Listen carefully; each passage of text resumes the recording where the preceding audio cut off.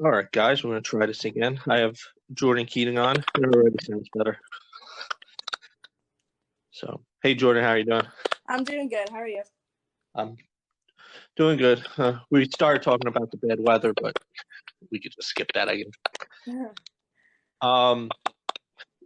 So, unfortunately, we got to start over. So, how are you handling dealing with the virus and all? Being home all this time. It's definitely been a difficult experience, just not kind of having the busy lifestyle I'm used to. But the good part about all this is I'm able to take advantage of the free time that I've never had in my life before. So just being able to kind of stay in shape and definitely work on basketball, but more so than just basketball, get my body right, eat right, not be able to kind of focus on just basketball in school, but focus on everything. We have online classes now, so that's definitely different. But touch with everybody, definitely spend more time with family. It's just a whole new experience. Yeah, talking to Brett and Christina about the online classes. How is it different? Doing the schoolwork at home instead of being in the social setting. Doing the schoolwork at home is definitely a little bit more difficult because you don't have any resources right in front of you. If you're in the classroom with the teacher on the board right in front of your face, or come to your desk if you're not understanding something. So it's a little more difficult to try to have to teach yourself to pick up on certain items if you're not really grasping it at first.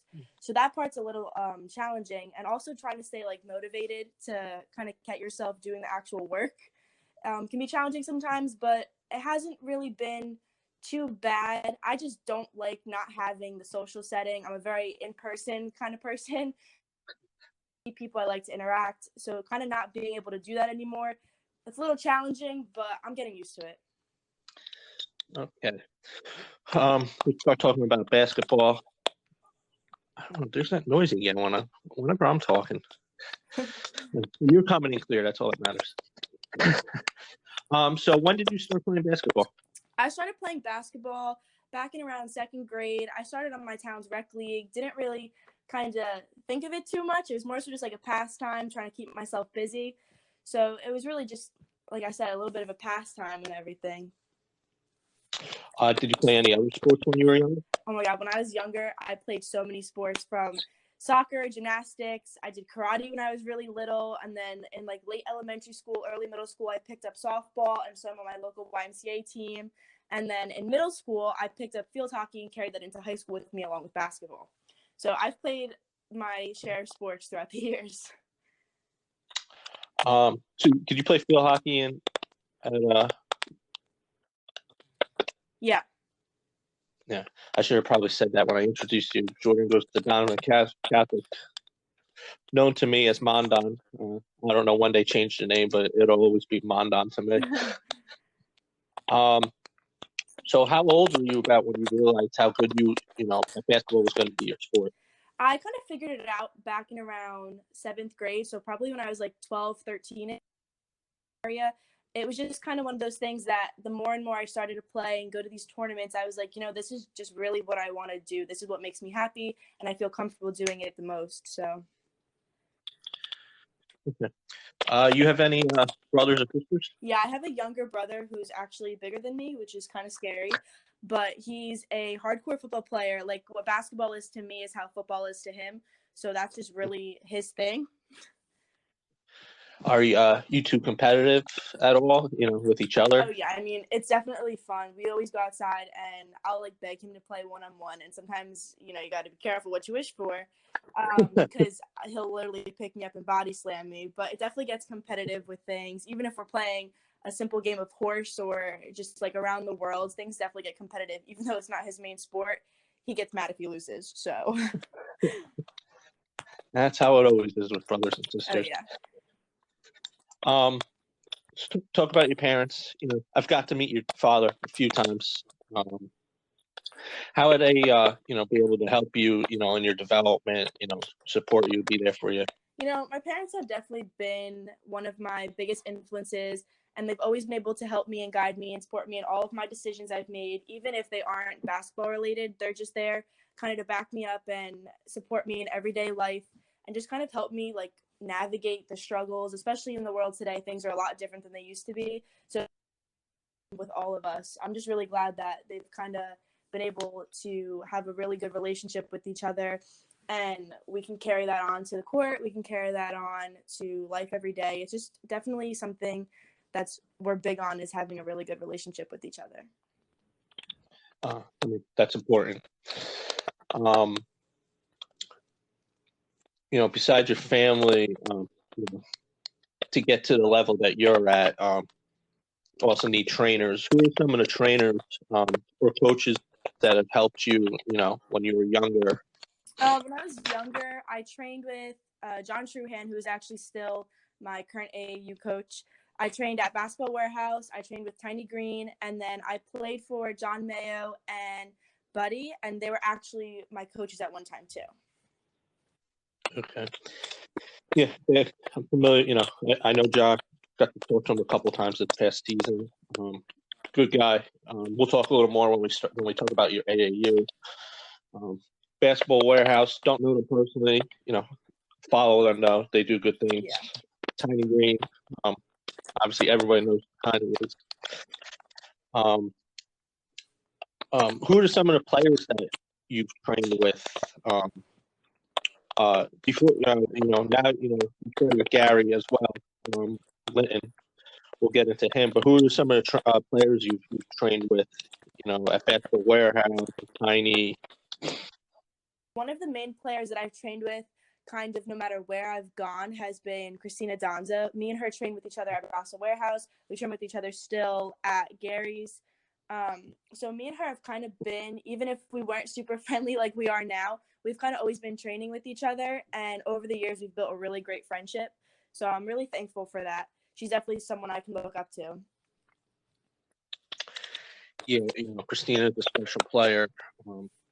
And I see, when we talk about Gary, definitely similarities the way you play, Dina plays, Maura Kwame plays, Gary's daughter, Lexi, plays. So let's talk a little bit, Gary. How did you find Gary? So the way I found Gary is actually kind of weird, and not many people will know this, but I was shooting at one of my local gyms, See the Rim, and he was doing a training session on the other half of the court. So I guess he was kind of watching while he was doing his training, because after it was over, he approached me on who I played AAU for and how he thought I was very talented. So I was very appreciative of his compliments and everything. So he asked me to stay and stick around, and if I wanted to do a quick training session. So of course I said yes, because what he was doing looked really cool, and I wanted to see if I could do the same thing. So, ever since then, I've kind of just been sticking with Gary and training with Gary, and it's been history. Yeah, let's talk about, like a Gary style training, because you definitely see the similarities with the players he trains on the court during the games. What does he do, different from other trainers? Yeah, so the style he teaches is very unique. It's not so much about developing what to do in a game situation, but more so developing skills and training your athleticism, that when you're posed with a certain situation in the game, you can rely on your natural instincts to make the right choice. Whether that's an athletic finish or a crafty shot from the outside, you kind of get to decide what works best in that scenario. Okay. Yeah, like it's fun to watch the girls, the girls that he trains on the court. All right, let's move on. High school, Monsignor Donovan Catholic. What was the reason you chose private school over public school? Overall, I really just wanted to have a smaller school setting where I felt I would be able to excel academically, athletically, and even in my social life. The public school that I would have went to would have been Toms River North, and that's a very, very, very big school with over, I think, 1,000 kids plus.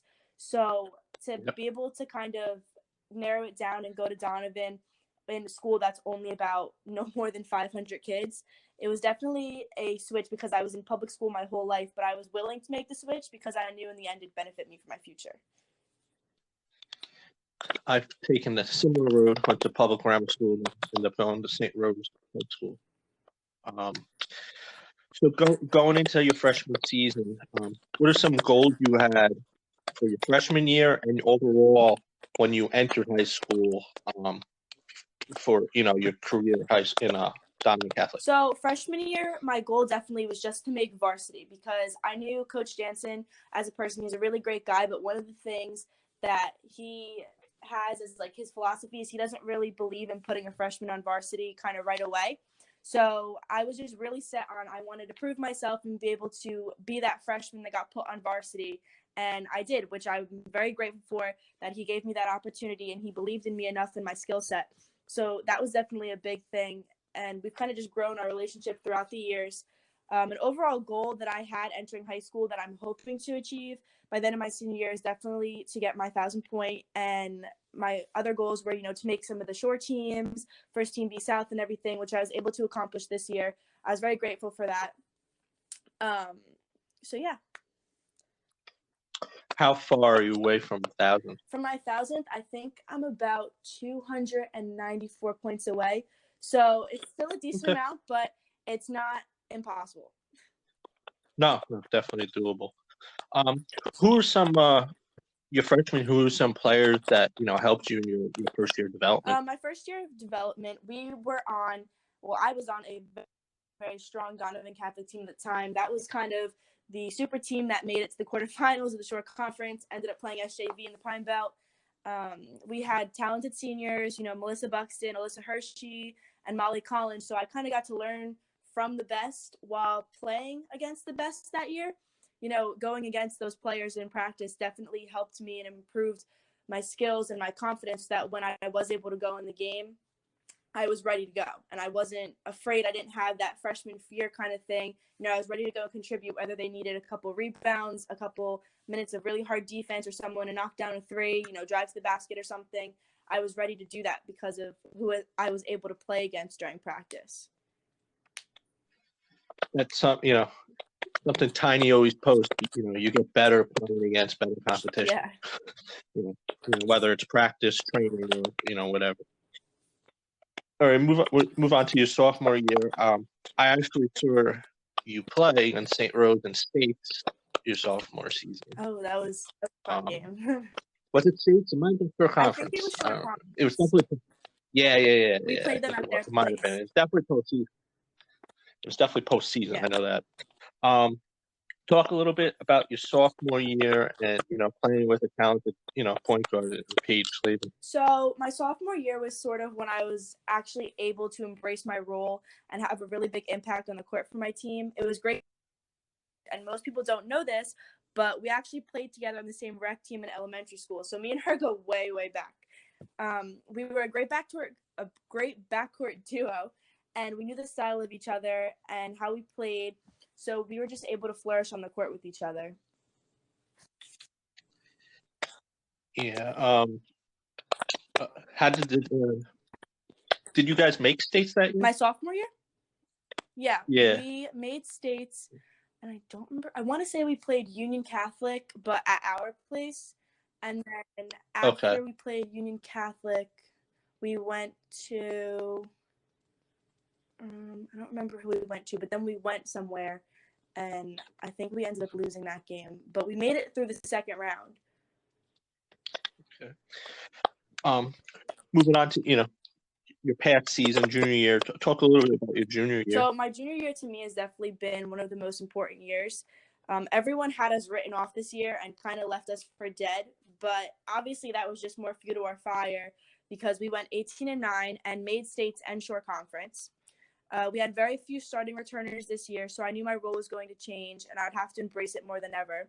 We got a transfer from overseas, though, Tasha, and it took some time to get used to playing with her because her style is very different. They don't play overseas the way we play here, but once everyone got used to it and got used to her flashy passes and the way she scored and everything, we were able to make the best of it, and she helped us out tremendously. And then, of course, getting to play another year with Carolina and Liv Parlow, that was really great because I've been playing with them since my freshman year. And then, again, getting to play with our sophomore, Liv Conroy, who's very, very talented, very athletic. This was kind of my second year getting to play with her. And I've known Liv since we were babies, too. So that was definitely great. And everyone kind of just did those little things that went unnoticed. But if we didn't do them, our team would have never been the same. Your saw your team a few times last season, and they were fun to watch. And do have to agree, Tasha's passes were definitely flashy. Always had to be ready. Yes, and I enjoyed, watching Carolina. Carolina, she was a nice presence inside. It was a fun team to watch. So next season, you're going your senior year. What are some of the goals you may have for your last season playing for Donovan My Catholic? goals for my senior year are definitely to make a final statement and have one last go around with a team and coaching staff that I'm proud to say I can call family. I'm hoping to go farther in the short conference and state tournament, make a good run in B-South again, and have a successful WOBM tournament.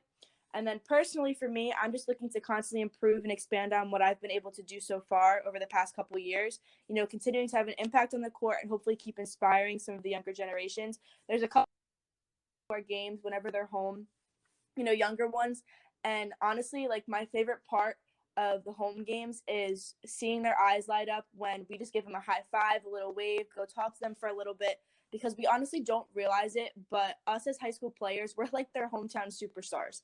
And you don't understand until you actually see it in front of you and experience it for the first time. I remember myself when I was in middle school, elementary school, I would look up to the greats and think, oh my God, I want to be like them. And now I have little kids coming up to me like that.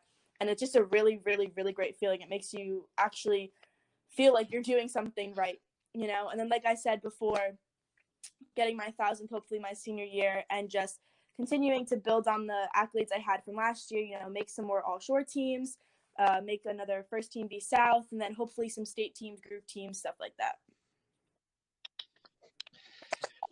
Well, I talk a little bit about what you talk about inspiring younger kids. I bring my niece to some of the games. First game she ever saw was St. Rose. Abby was a freshman, and just her watching Abby, she wanted to start playing basketball. Past season took her to see Jackson, and she does the camp run by Jackson's coach in the summer. And the players came up to her after the game. She was more popular than I was, and you just don't realize kids that age that you make their day just acknowledging them. And like you said, you're their role models. Let's move. Yeah, AAU. Talk a little bit about AAU. First, before we get into this season of AAU, who are some of the teams you've played for in the past, and who's your current team? So when I was younger, I first started out playing for the Stars. That was about 5th grade. And then as time went on, I played under John Mayo. We went under a bunch of random different names. But, I always played with him for a couple of years. And then I played with Bob Jabina for the Jersey Shore Rebels. Finally, I landed at New Jersey Bells playing for Coach JT. And that's where I've been for the past 3 years. How is it playing for JT? I've got to see him quite a few times this past coaching for Red Bank region. Playing for JT is definitely an experience. You have to get used to him, but I am so grateful that I had the opportunity to play underneath him because he is a Hall of Fame coach, obviously. Like, he knows what he's doing. He knows the ins and outs of basketball. He's just a really, really, really great guy. I'm fortunate that I've actually been able to have a really strong relationship with him. I look up to him almost as like a second father. We're really close, So it's kind of hard right now, too, not being able to see him and my teammates. I mean, that's great when you have that special bond with your coach. How about before AAU, like rec leagues, coaches you may have played for? When I was younger, I actually played for Brian Slavin and Jim Passat. So I played with Justine and I played with Paige. So all of us have known each other since we were babies, like back when we were 7 or 8. So they were really my first coaches that kind of got me started in basketball. And they still support me now, which is wonderful. I have a great relationship with both of them, too. Big Jim works at my school, so I see him all the time. Brian, I still keep in touch with, for Paige and everything. That was, the three of you playing together, and all three of you, the upper tier of the Shore Conference, really something. Would have been nice to see how you three developed through the years. talk about some of the AAU teammates you currently play with and how they help Right now, on my develop current team, I play with players like Rachel Capua, Victoria Palladino, Sophie Meeman, Grace Meehan, a lot of Monmouth County players. Every team I've been on has had teammates that have had an impact on me and my game. But right now, the team I'm currently on, honestly, I can't compare them to anyone. I'm so grateful to be on this team. All these girls have left an impact on me and my life. I'm so happy that I can consider them some of my best friends and some of the best teammates I've ever had. Yeah, you are a talented team right now. Which I wouldn't mind, if this ever gets started. Yeah, I really hope it does. So I want to talk about that now. Your final AAU season with what's going on. What are some of the thoughts you have? You're in touch with the coaches, so more if it's ever going to start, or So what are some of the things that are going through your head when this first started? They first had the bands. Honestly, not knowing when or if I will ever have my final AAU season has definitely been really hard. AAU season is one of my favorite times of year, and I have, like I said, a really strong relationship with Coach JT and a lot of the girls on the team. So not being able to play right now and get to see them is very difficult. It's really making me miss the memories we get to make, whether it's at a restaurant, in the hotel, running around lobbies, playing together. It's very stressful and hard, especially from an actual basketball point of view, not getting your last AAU season to make your last run with your team or to play in front of those college coaches. You don't get hundreds of college coaches in one venue anywhere else besides AAU. So not having that opportunity to possibly secure more offers or more interest has been really tough. I have a few now, but I would have loved to have that last chance kind of to prove myself and make my last statement out there. And, you don't get anything else like AAU basketball. So I'm really hoping I just get my last year. Yeah, you bring that up. The landscape definitely changed from when I was in high school. Everything I hear now, AAU.